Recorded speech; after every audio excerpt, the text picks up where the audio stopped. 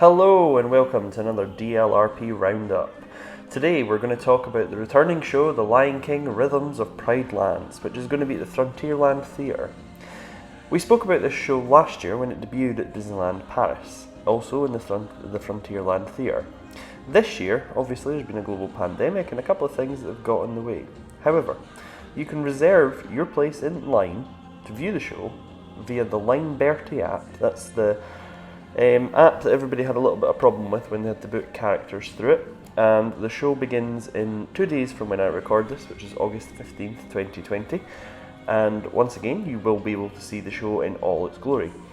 The following information comes from the show director, who is Christophe Leclerc, and he spoke to Inside Ears about this season's show and its updates. And when I say he spoke to Inside Ears, I should say rather the questions were posed and he responded to them in text. So unfortunately we don't have Christophe's voice here, or otherwise I'd play it. But it is useful to get an update on what's happening in the show this year versus what was happening last year. It is probably the pinnacle show. It is probably the best show that Disneyland Paris do. They've spent a lot of money on this. They've refurbished the theatre and they've taken a lot of pride in doing it in a Lion King show. The show is not based on the Broadway or the West End versions. It is also not based on the Florida version either. So it is its own show and it stands in its own right. They've created it by themselves. It isn't the same as the one that used to be in Disneyland Paris. It is a completely new show and a new take on The Lion King. So the first question that was posed to Christophe was, what is your assessment of The Lion King Rhythms of Pride Lands from last summer? And he said, it was a great pleasure to create this show, even more so in an entirely new place, the new Frontierland Theatre. But at the same time, it was a very tall order. Artists and technicians worked very hard to ensure that everything was in place on time and the show could run smoothly all summer long. Thanks to the talent and efforts of all, the first season was a great success and we are delighted. During the lockdown, many of our productions, including The Lion King, Rhythms of Pride Lands, were put online as part of the Disneyland Paris watch parties. I read many of the comments and I could see the huge impact our show has on the audience. Building on this success, I told myself that for its second run, we had to go even further and make it even more moving and immersive. There's a couple of things in that answer, and this is where I'm now. This is not Christophe now, this is Graham again. And we're going to have a little look here. You can see there that they were obviously up against the time deadline, given the fact they're saying that they struggled a little bit to make it run smoothly and make sure it worked. So obviously the first time you run a show, there is obviously the potential that it may go wrong. So it's interesting that they've confirmed there that they kind of, some things were not as smooth, and I think that came across in the fact that there was very clearly two different casts that you could watch in the show, and I'm not saying any of them were bad, but there was certainly a better cast and a not so good cast. So it's interesting that they've kind of confirmed that everything was not perfect and they've been working on this to make it even better for this year. You can also see that they put it online and it was wildly received. And it's interesting that the show director has stopped and read the comments, because I think that's a great thing for them to actually do, is to see what other people are saying and believing about their show. So how did you do it, Christophe? And he says, I reviewed the entire production step by step, each time challenging myself. What if we changed the way this singer arrives on stage? What if this painting? What if the dancers arrive later? What if we changed the acrobatics? I took the time to think it over and over, and then I discussed it with everyone on the team. So what changes have you made to the show, Christophe? I wanted to be even more intense than last year, focusing the attention on the singers, both in terms of direction and lighting. For example, in the Circle of Life number, at the time of Rafiki's call, we had the dancers present from the start on the set. Now things are much more progressive, a bit like in the movie. We start with Rafiki, and we add more and more characters around him, dancers, musicians, acrobats, to gain momentum. We added a lot of lighting material to the set, and we reworked the entire show with Tim Lutkin. He was famously the lighting designer for Mickey the Magician and the Marvel Superheroes United and the Frozen musical Invitation, to bring an even more theatrical dimension. I'm going to cut in again just to point out that this is really good, because if they're focusing more attention on the singers, that was the bit that it kind of felt like the show had been put together and there hadn't been much time spent on the singers.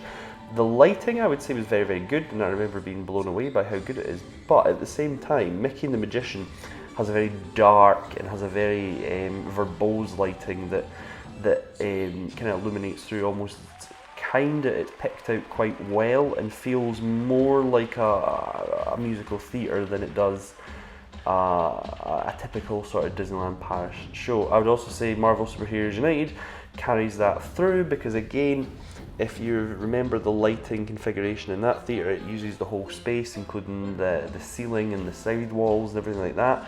So it's very interesting to hear that Tim Lutkin has been involved in this, and it will be interesting to see what sort of new things come from that. Now, obviously, there's no footage yet, and I'm sure it'll be online on the first day, but there's no footage from that yet, so it'll be interesting to see that. So, Christoph, what other surprises did you have in store for us? Well, for example, be prepared. We rethought the arrival of the hyenas, who will magically appear in the middle of the set, and for the Shadowlands, the character entrances are so much more dramatic to underline their emotions when they discover the savannah devastated by Scar and the hyenas. Their renewed intensity is also expressed through the choreographies, which we reworked with Kathy Amachua, who is with us for the second run. She also helped us review the position on stage to respect the physical distances to avoid any contact between dancers. This is where I'll cut back in. Again, we're still in the middle of a pandemic, and it feels quite funny we're talking about how we improve a show, develop a show, but at the same time we're going to keep that magical distance between dancers, and we're going to have to comply, obviously, with the new normal that we find ourselves in. So, Christoph, you said the show is also more immersive. We did quite a lot of work remixing the music. We remixed all the tracks in the studio with an audio designer, then doing a new mix in the theatre itself. During rehearsal with the singers, they were blown away. The whole soundtrack has been cleaned up, and you can now hear the instruments that you didn't hear in the first version. From there, we developed even more dramatic sounds. The more we advance in the show, the more immersive the sound becomes. On some sound effects and some backing vocals, notably in Shadowlands, it really envelops the audience and intensifies until the final cover of Circle of Life. I can assure you, it will give you goosebumps. Other equally immersive surprises await the viewers, but I'll let you discover them all. Again, this just comes from the start. They were obviously up against it. They're trying very, very hard to make sure this show is better this year. Christoph, one of the strengths of the show is exceptional cast. How did you put it together for this season? We're fortunate to be able to do our casting well in advance in October, November of last year for singers, dancers and acrobats. Almost half of the original cast returns this year because they really wanted to continue the adventure with us. As for the rest, we had all the joy of discovering new and exciting talents in France and London. In the end, we are at the same or even higher level than last year in all trades. Did the talent and personality of these artists inspire to make certain changes? Absolutely. For example, in acrobatics, we've modified the chart I Just Can't Wait to Be King. We decided to add a new piece of equipment, a tilting mast. On each side of the stage, behind the articulated mast, we will also have a soloist who will perform stunts and climb up to 6 metres high. It's interesting when you see half the cast. I wonder if they just go rid of the second cast. I maybe shouldn't say that, but I wonder what happened there. What was the atmosphere in the rehearsals, Christoph? The atmosphere is excellent. Of course, we're all very vigilant about health and safety measures, but the artists are really happy to be there and really happy to express themselves. They're excited to return to work and be part of the Lion King family, because that is really how we work with a family spirit. And finally, Christoph, what is your favourite moment in the show? The transition from Busa to the cover of The Circle of Life is a moment when tears come to my eyes every time. There's just something about it. I felt it on the premiere day last year, heightened by the fact that everyone in the room jumped up to a stand ovation. It was overwhelming. Is it because it's Lion King, The Circle of Life, or is it because everyone is in this universal story? I couldn't tell you, but even today, in rehearsal or mixing music in the theatre, the magic returns every time. It's fantastic to hear, actually, now that I cut back in and we have nothing more from Christoph at this point. It's fantastic to hear they're really taking some of the comments on board, that they're working on the sound, because again, at times it can be a bit quiet and possibly not filling the whole set that was there. We also have the added bonus that they've remixed some of the tracks and some of the lines. So I think we're going to see a fantastic reimagining of the show that we had last year, and I'm very excited to see it.